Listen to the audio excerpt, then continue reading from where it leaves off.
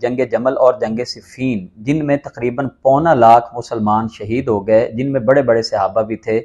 اور ان صحابہ میں بڑے بڑے وہ تھے جن کا تعلق عشرہ مبشرہ میں سے بھی تھا۔ حق پہ کون تھا، باطل پہ کون تھا، کس کا موقف درست تھا، کس کا موقف غلط تھا۔ بڑے بڑے صحابہ جو تھے وہ امیر معاویہ کی طرف بھی تھے، بڑے بڑے جو صحابہ تھے وہ حضرت علی کی طرف بھی تھے، اور بہت سارے صحابہ ایسے تھے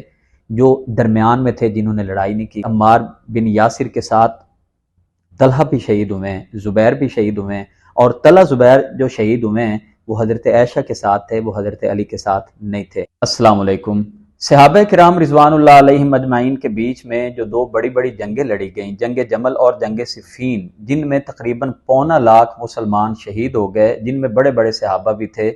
اور ان صحابہ میں بڑے بڑے وہ تھے جن کا تعلق عشرہ مبشرہ میں سے بھی تھا۔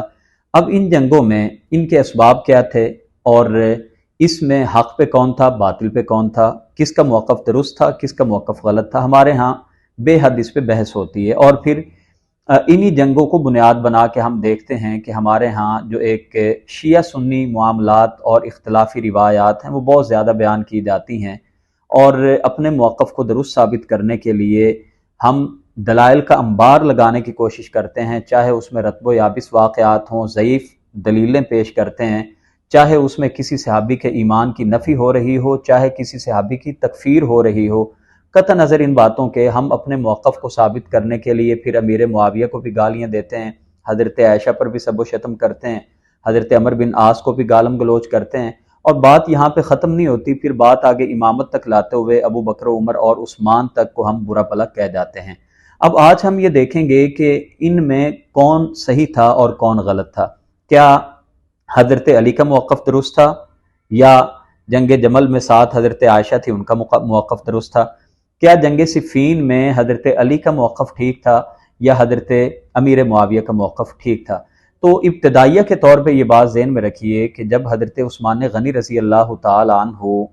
شہید ہو جاتے ہیں تو شہادت کے بعد حضرت علی رضی اللہ تعالیٰ عنہ کے ہاتھ پہ جب لوگ بیعت کرنے آئے تو آپ نے پہلے تو سرے سے انکار کر دیا کہ ایسے حالات میں آپ میرے ہاتھ پہ بیعت کرنے آئے ہیں، مگر بعد میں جب حالات دیکھے تو آپ آمادہ اور تیار ہو گئے اور لوگوں نے آپ کے ہاتھ پہ بیعت کر لی۔ اب ان بیعت کرنے والوں میں بڑے بڑے نام وہ تھے جو حضرت عثمان غنی کے قتل اور شہادت میں ملوث تھے۔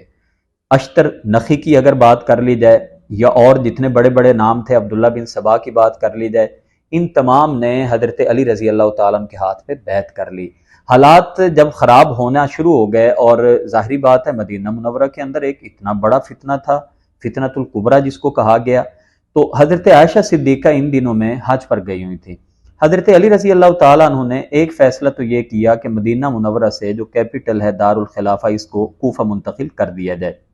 حضرت عائشہ رضی اللہ تعالی عنہا کا موقف یہ تھا کہ فی الفور اگر بدلہ نہیں لیتے، اور یہ جو قاتلین عثمان ہیں اگر ان کو وقت مل جاتا ہے تو ان کی جو فتنہ ہے اور ان کی جو سوچ ہے اس کے پھیلاؤ میں اور زیادہ وسعت آئے گی اور مزید انتشار پیدا ہوگا۔ بڑے بڑے دو صحابی حضرت طلحہ اور زبیر بھی حضرت عائشہ کے ساتھ ہو گئے۔ حضرت عائشہ صدیقہ رضی اللہ تعالی عنہا وہ بصرہ کی طرف جاتی ہیں تاکہ ایک بھرپور اور مؤثر آواز اٹھائی جائے قاتلین عثمان کی گرفتاری کے لیے۔ اب یہاں پہ قابل غور بات یہ ہے کہ اس دور میں جو فتنہ سبائیت تھا وہ اتنی جڑیں پکڑ چکا تھا، اور یہ بھی بات ذہن میں رکھیے کہ اس فتنہ سبائیت میں جو لوگ تھے یہ دونوں طرف شامل تھے فتنہ سبائیت کے، یعنی اس طرف حضرت علی کے ساتھ تو تھے ہی تھے، اور میں ابتدا میں عرض کر چکا ہوں کہ شہادت عثمان میں سیدنا علی کرم اللہ وجہہ کا دور دور تک کوئی کردار، کوئی عمل دخل نہیں تھا۔ اور لیکن وہ لوگ جب انہوں نے بیعت کی، حالات اتنے خراب تھے کہ سیدنا علی رضی اللہ تعالیٰ عنہ کا اپنا ایک موقف تھا کہ میں ان کو پکڑوں گا مگر ابھی حالات میں سدھار آ لینے دیں، ابھی حالات بہتر ہو جائیں، میں ذرا مستحکم ہو جاؤں، منظم ہو جاؤں، میں پھر ان کو پکڑوں گا۔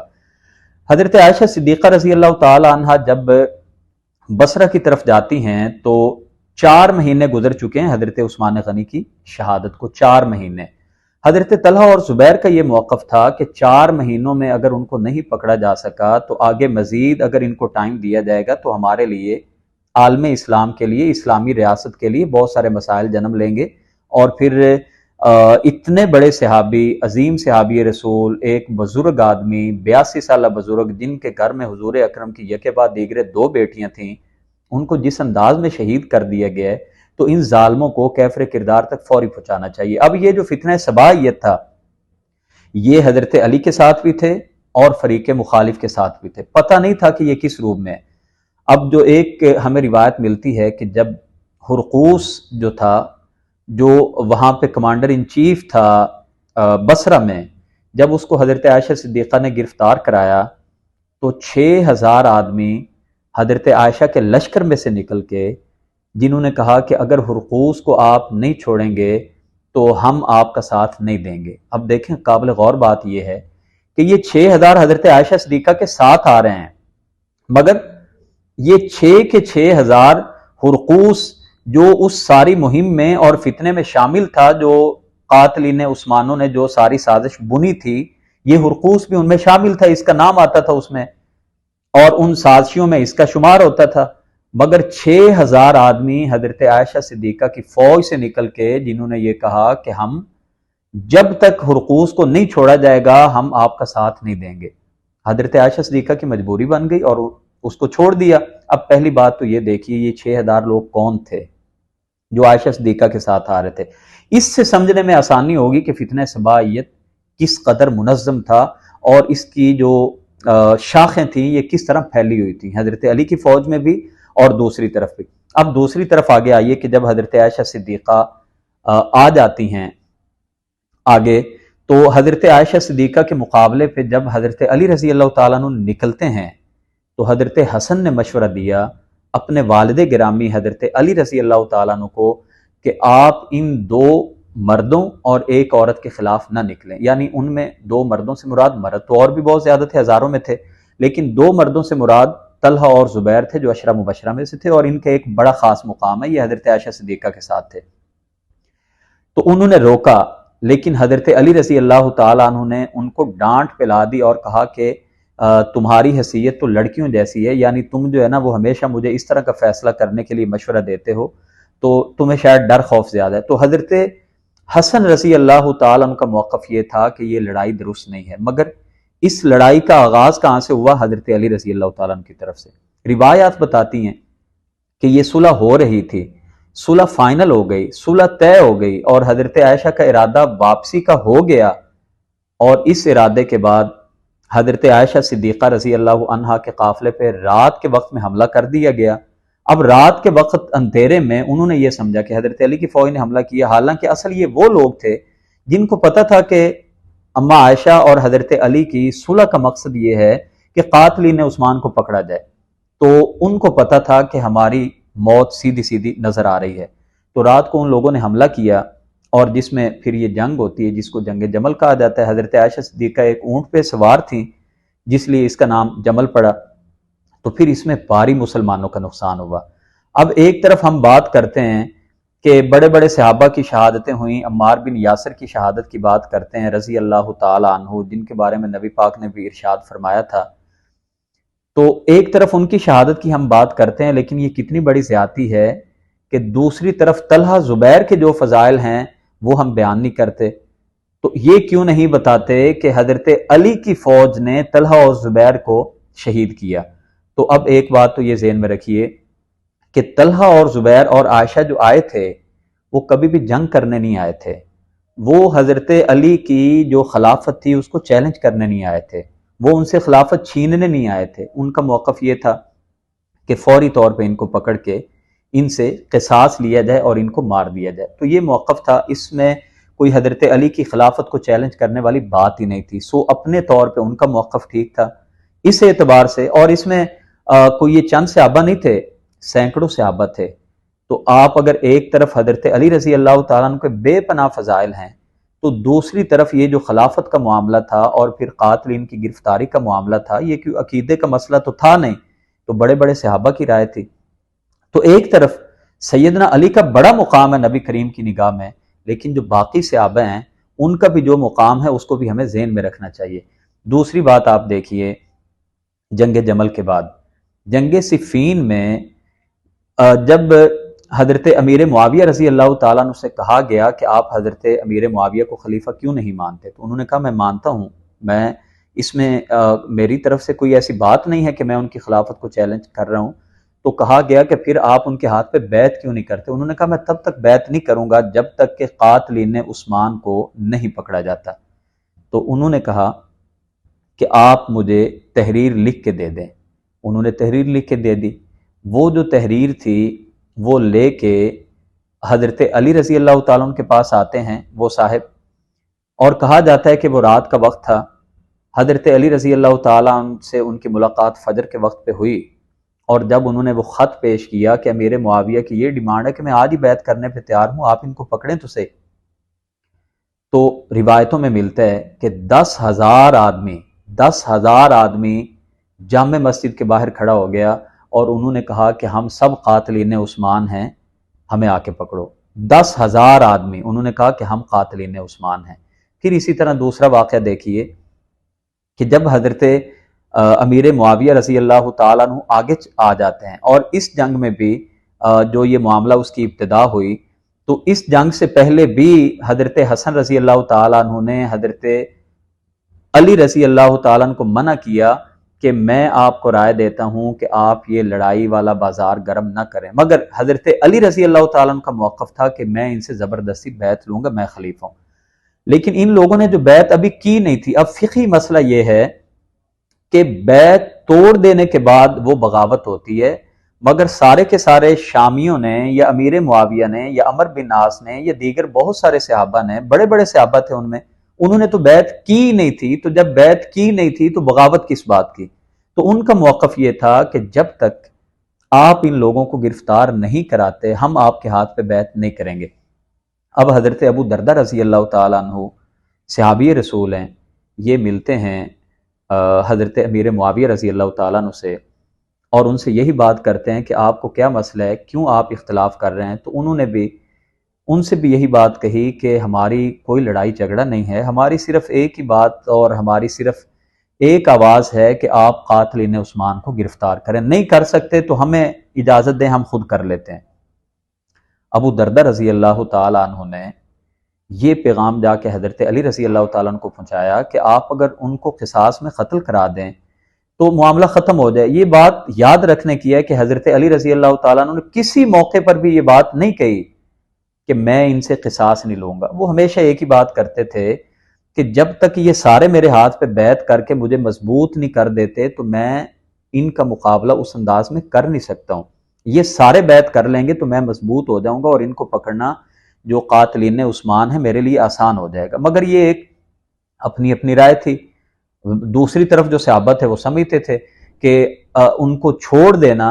یہ مزید فتنوں کو ہوا دے گا۔ اب اسی اثناء میں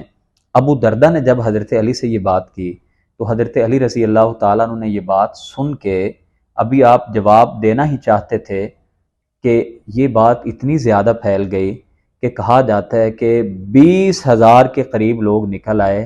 اور جنہوں نے کہا کہ ہم سب قاتلین عثمان ہیں، ہم سبھی قاتلین عثمان ہیں۔ آپ اس سے اندازہ کیجئے کہ یہ فتنہ کتنا بڑا بھی تھا اور یہ فتنہ کرنے والے دونوں طرف کتنے زیادہ تھے، یعنی امیر معاویہ کی طرف بھی تھے، جس کا اندازہ اس بات پہ ہوتا ہے کہ حضرت امیر معاویہ رضی اللہ تعالیٰ عنہ یہ تقریباً 3-4 مہینے یہ آمنے سامنے بیٹھے رہے، صفین سے پہلے جنگ نہیں ہوئی، 3-4 مہینے بیٹھے رہے۔ تو اس کا مطلب ہے کہ یہ آپس میں سلام دعا بھی کرتے تھے، ان کی گفتگو بھی ہوتی تھی اور یہ بیٹھے رہے۔ پھر جب ان کی جنگ ہوتی ہے تو جنگ سے پہلے بھی جب ان کی صلح ہونے لگی تو یہ جو فتنہ سبائیت کے لوگ تھے تو انہوں نے کہا کہ ان استالحوا مع علی فعلی دمائنا، اگر یہ حضرت علی کے ساتھ صلح ہو جاتی ہے تو یہ ہمارے خون پہ صلح ہوگی۔ اب آپ اندازہ کر سکتے ہیں کہ اگر ابھی تک قاتلین عثمان اتنے طاقتور ہیں کہ پہلے 10,000 لوگوں نے کہا جی ہم سب نے قتل کیا پکڑو، دوسری دفعہ 20,000 لوگوں نے کہا، جنگ جمل میں 6,000 لوگ باہر نکل آئے کہ ہرقوس کو چھوڑا جائے، تو ان حالات میں یہ کہنا کہ امیر معاویہ کی یہ آواز کیوں تھی، تو اس کے پیچھے ہمیں یہی نظر آتا ہے کہ امیر معاویہ اور شام جو تھا وہ سارا یہ سمجھتا تھا کہ یہ امت میں جو ایک انتشار پیدا کرنے کی کوشش کی گئی ہے، اس کے پیچھے جو بڑی وجہ ہے وہ یہی ہے کہ مسلمانوں کو کمزور کر دیا جائے، اور اس کمزوری کے اندر مزید زیادہ پھیلاؤ آئے گا اگر ان فتنہ وروں کو فوری طور پہ پکڑ نہیں لیا جاتا۔ اب جنگ ہو جاتی ہے۔ اب دیکھیے، اب آج کے دور میں جس طرح ان پر سب و شتم کیا جاتا ہے، گالم گلوچ کی جاتی ہے، تو ہم دیکھتے ہیں کہ طرفین کے تقریباً 65,000 70,000 لوگ صفین میں لوگ قتل ہوئے ہیں دونوں طرف سے۔ اچھا، اب یہ جو لوگ قتل ہوئے ہیں ان کے جنازے بھی پڑھے جاتے تھے۔ اگر یہ کافر تھے تو پھر ان کے جنازے کیوں پڑھے گئے؟ اگر یہ کافر تھے تو ان کا مال غنیمت کیوں نہیں بنایا گیا؟ جبکہ جو شامیوں کی فوج تھی ان کا مال غنیمت حضرت علی نے نہیں شمار کیا، ان کے لوگ مقتولین جو تھے ان کی نماز جنازہ بھی پڑھی گئی۔ اس کا مطلب ہے کہ وہ سمجھتے تھے کہ یہ ایک رائے کا اختلاف ہے، اور ایک طرف جو رائے تھی اس میں بڑے بڑے صحابہ موجود تھے۔ اب یہ کہنا کہ حضرت علی رضی اللہ تعالیٰ عنہ کے ہاتھ پہ جی بیعت نہیں کی امیر معاویہ نے، تو بھی بڑے بڑے صحابہ ہیں جنہوں نے بیعت نہیں کی۔ طلحہ اور زبیر کے بارے میں ایک قول ملتا ہے کہ ہمیں زبردستی ہماری گردنوں پہ تلوار رکھوا کے ہم سے بیعت لی گئی، تو اس کا مطلب ہے کہ بیعت تو انہوں نے وہ جب نکلے ہیں تو اس کا مطلب ہے وہ بیعت انہوں نے اس طرح سے نہیں کی، تو وہ جو جنگ جمل میں آئے پھر ان کو شہید کر دیا گیا۔ پھر سعد بن ابی وقاص کتنا بڑا نام ہے، صحابی رسول 10 مبشرہ میں سے ہیں جن کو نبی پاک اپنے ماموں کہا کرتے تھے، انہوں نے بھی بیعت نہیں کی۔ بڑی صحابہ کی جو تعداد ہے انہوں نے بیعت نہیں کی۔ اب اس موقع پہ اگر ہم یہ کہیں کہ حضرت علی حق پہ تھے اور امیر معاویہ حق پہ نہیں تھے، اچھا یہاں پہ یہ بھی بات لوگ پوچھتے ہیں کہ جی اچھا یہ بتائیں کہ حضرت علی کا مقام بڑا ہے امیر معاویہ کا بڑا ہے؟ کوئی دو رائے نہیں ہے، حضرت علی کا مقام بڑا ہے۔ صحابہ میں تفریق نہیں کرنی چاہیے، تفضیل کا پہلو آپ کر سکتے ہیں، حضرت علی کا مقام بڑا ہے، اس میں کوئی دو رائے کی بات نہیں ہے۔ مگر بات ہماری جو اس معاملے پہ چل رہی ہے کہ یہ معاملہ جو تھا اس میں رائے کا اختلاف تھا، اس میں آپ کسی صحابی کی نیت پہ شک نہیں کر سکتے کہ وہ آپ سے خلافت چھیننا چاہتے تھے۔ پھر آپ دیکھیے کہ اگر آپ حضرت علی کے ساتھیوں کو صرف اہل ایمان شمار کرتے ہیں تو پھر بڑے بڑے صحابہ وہ تھے کہ جنہوں نے نہ امیر معاویہ کا ساتھ دیا نہ سیدنا علی کا ساتھ دیا، جن میں عبداللہ بن عمر کا نام بھی ملتا ہے، بلکہ بعض نے تو اپنی جو تلواریں تھیں وہ توڑ کے ختم کر کے انہوں نے جو لکڑی کی لاٹھی تھی اس کو پکڑ لیا تھا، اور یہاں تک کہا تھا کہ ہمیں نبی پاک نے یہ حکم دیا تھا کہ جب فتنے کا دور آئے تو تم نے اس انداز میں ہی اپنی پالیسی بنانی ہے۔ تو انہوں نے کہا کہ ہم تو کسی کا ساتھ نہیں دیتے۔ اس کا مطلب یہ ہے کہ اگر حق باطل کی جنگ یہ ہوتی تو پھر وہ بھی تو کسی کا ساتھ دیتے۔ بڑے بڑے صحابہ ہیں تو یا تو پھر سب سے پہلے ان صحابہ پر کفر کے فتوے لگائیں جو کہ ہم لگا رہے ہیں۔ بات شروع امیر معاویہ سے ہوتی ہے مگر امیر معاویہ سے چلتی چلتی بڑی دور تک بات جاتی ہے، اور صحابہ کو بلیم کرنا ہمارے لیے بڑا آسان ہو چکا ہے، بالخصوص ہمارے ہاں جو چند احباب جو پیدا ہوئے ہیں جو چند باتیں کر کے اور پھر ایسی روایات کوٹ کر کے بیان کر کے جن میں مفہوم ہی بالکل اور ہوتا ہے روایتوں کا، یا ان میں تحریف حتیٰ کہ کی ہے، کئی معنی میں کئی تراجم میں ترجمہ کرتے ہوئے بریکٹ میں لکھ کے لوگوں کو کنفیوز کرنے کی کوشش کی ہے۔ تو اگر آپ یہ کہتے ہیں کہ حضرت علی حق پہ تھے تو جن لوگوں نے نہ امیر معاویہ کا ساتھ دیا نہ حضرت علی کا ساتھ دیا ان کے بارے میں آپ کیا کہتے ہیں؟ اور پھر اس معاملے میں حضرت حسن خود حضرت علی کو روک رہے ہیں کہ آپ یہ جنگ و جدل والا بازار نہ گرم کریں۔ پھر آپ اس کے بعد دیکھیے کہ یہ جب حضرت امیر معاویہ اور حضرت علی کے بیچ میں صلح ہونے لگتی ہے تو حضرت علی صلح نہیں کرنا چاہتے تھے، اور یہ بھی روایتوں میں ملتا ہے کہ حضرت علی غالب ہونے ہی والے تھے، تو حضرت علی سمجھتے تھے کہ یہ بھی ایک فتنہ گروں کی سازش ہے، یہ میری فتح کو روکنا چاہتے ہیں۔ وہ اس فتح کے حق میں نہیں تھے، وہ مسئلہ تحکیم کو نہیں ماننا چاہتے تھے، مگر ان کو مجبور کیا گیا اور ان کو کہا گیا کہ آپ اللہ رسول کی بات کو نہیں مانتے۔ اور یہ بھی وہی سبائی لوگ تھے جنہوں نے حضرت علی کو جنگ روکنے پہ مجبور کیا۔ اچھا جب فیصلہ ہو گیا، مسئلہ تحکیم ہو گیا، جب قرآن نیزوں پہ بلند کیا گیا، اب یہی لوگ دوبارہ اٹھے کیونکہ ان کو پتہ تھا پھر صلح ہو رہی ہے، تو انہوں نے کہا وَمَن لَّمْ يَحْكُم بِمَا أَنزَلَ اللَّهُ فَأُولَٰئِكَ هُمُ الْكَافِرُونَ۔ قرآن کی آیت کوٹ کر کے حضرت علی پہ چسپاں کر دی اور کہا کہ اللہ نے قرآن میں کہا ہے کہ جو اللہ کے نازل کردہ کے مطابق فیصلے نہ کرے یہی تو کافر ہے، تو آپ نے اللہ کو حکم ماننے کی بجائے آپ نے قرآن کو حکم مان لیا ہے۔ تو سیدھا سیدھا ہی انہوں نے کہا کہ حضرت علی بھی کافر ہو گئے ہیں، امیر معاویہ بھی کافر ہو گئے ہیں، ان پر کفر کے فتوے لگا دیے، اور جب کافر ہو جاتا ہے تو اس کا مطلب ہے کہ کفار کی خواتین لونڈیاں بن جاتی ہیں، ان کا خون وہ حلال ہو جاتا ہے، ان کو قتل کرنا جائز ہو جاتا ہے، اور ان کا مال مال غنیمت ہو جاتا ہے۔ تو اس طرح خارجیوں نے فتنہ لگایا، فتنہ جو تھا اتنا شدید تھا، اس فتنے میں انہوں نے کہا یہ سب کافر ہو گئے، یہ وہی پھر دوبارہ بلوائی جن کی وجہ سے جنگ جمل ہوئی، جن کی وجہ سے جنگ صفین ہوئی، اور طرفین میں لڑائی شاید نہ ہوتی، مگر جب بھی حضرت علی ان کا قصاص لینا چاہتے تھے یہ لوگ ہزاروں میں باہر آ جاتے تھے۔ اب ایسے حالات میں اب دیکھیے یہ ان تین لوگوں میں سے پھر دوبارہ یہ جو تین شخصیات ہیں، حضرت علی، امیر معاویہ، عمر بن ناس، جو بڑے بڑے صحابہ میں سے تھے، ان تینوں کو قتل کرنے کے لیے بیت اللہ میں بیٹھ کے انہی سبائی لوگوں نے پھر پلاننگ کی کہ ان تینوں کو منظر سے غائب کر دیا جائے، اور ان میں سے ایک آدمی اٹھا جس نے حضرت علی رضی اللہ تعالیٰ عنہ کو شہید کر دیا۔ اب حضرت حسن رضی اللہ تعالیٰ عنہ جب خلیفہ بنتے ہیں تو ان کے ساتھ جو ہوا یہ آپ کے سامنے، ان کے خیمے کو کس طرح سے آگ لگائی گئی، ان کی جو تنابیں تھیں وہ کھینچ لی گئیں، اور حضرت حسن جو تھے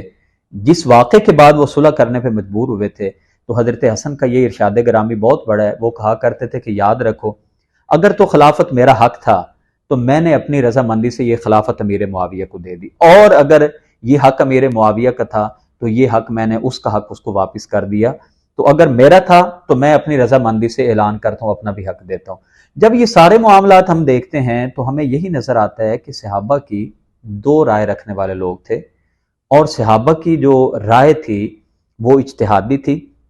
اس کے پیچھے خیر کا پہلو تھا، اس کے پیچھے حضرت علی رضی اللہ تعالی عنہ کے لیے مسائل پیدا کرنا نہیں تھا، حضرت علی کی خلافت کو چیلنج کرنا مقصد نہیں تھا۔ جو میں نے سارے واقعات رکھیں تو حالات آپ کو بتاتے ہیں کہ ہم جو صحابہ کی عزتوں کو تاتار کرتے ہیں، ان کی جو رائے ہے اس کو اس کے جج بن کے اس پہ فیصلے سناتے ہیں، ہمیں یہ حق نہیں پہنچتا۔ صحابہ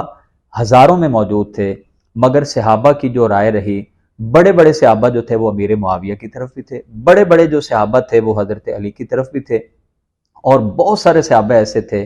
جو درمیان میں تھے جنہوں نے لڑائی نہیں کی۔ تو اگر آپ یہ کہیں جی حضرت علی کا جس نے ساتھ نہیں دیا وہ سارے باغی تھے، وہ سارے باطل پہ تھے، تو ہمیں اس طرح کی باتوں سے گریز اس لیے کرنا چاہیے کہ میں نے پہلے بھی عرض کیا تھا کہ یہ تاریخی ہستیاں نہیں ہیں۔ یاد رکھیے تاریخ میں غلط بات ہو سکتی ہے، تاریخ کے واقعات کو جھٹلایا جا سکتا ہے، مگر اللہ اور اس کے رسول کی بات کو نہیں جھٹلایا جا سکتا۔ تو صحابہ کرام قرآنی ہستیاں ہیں، صحابہ کے بیچ میں جتنے بھی اختلافات تھے وہ رائے کے اختلاف تھے، وہ اجتہادی اختلاف تھے، اور نہ حضرت عائشہ کی نیت بری تھی، نہ وہ اگر ان کی نیت بری ہوتی تو پھر وہ حضرت امیر معاویہ کے ساتھ تو نکلتی نا دوبارہ لڑائی کرنے کے لیے، لیکن نہیں نکلی۔ محمد بن ابی بکر جب شہید ہو جاتے ہیں تو ان کے الفاظ آپ کے سامنے ہیں کہ ان کو کتنا اس پہ غم تھا، کتنا وہ اس پہ افسوسناک حالت میں انہوں نے جو گفت و شنید کی تھی، جو مصر سے آدمی آیا تھا۔ تو ان صحابہ کے بارے میں ہمیں خیر کا پہلو رکھنا چاہیے، اور یہ ذہن میں رکھنا چاہیے کہ اگر حضرت علی کے ساتھیوں میں عمار بن یاسر، محمد بن ابی بکر اور بڑے بڑے جو لوگ تھے جو نامی گرامی جن کو بیان کیا جاتا ہے، اگر وہ شہید ہوئے ہیں تو دوسری طرف یہ بھی ذہن میں رکھیے کہ عمار بن یاسر کے ساتھ طلحہ بھی شہید ہوئے ہیں، زبیر بھی شہید ہوئے ہیں، اور طلحہ زبیر جو شہید ہوئے ہیں وہ حضرت عائشہ کے ساتھ تھے، وہ حضرت علی کے ساتھ نہیں تھے۔ اس لیے ہمیں حق اور باطل میں فرق کرتے ہوئے جو کام ہمارا ہے ہی نہیں تو اس پہ ہمیں جج بننے کی کیا ضرورت ہے۔ اب اللہ کے پاس ان کے فیصلے ہیں، اللہ جانے اور وہ جانے، جو وہ جیسے مستحق تھے اللہ ان کے ساتھ ویسا ہی سلوک کرے گا۔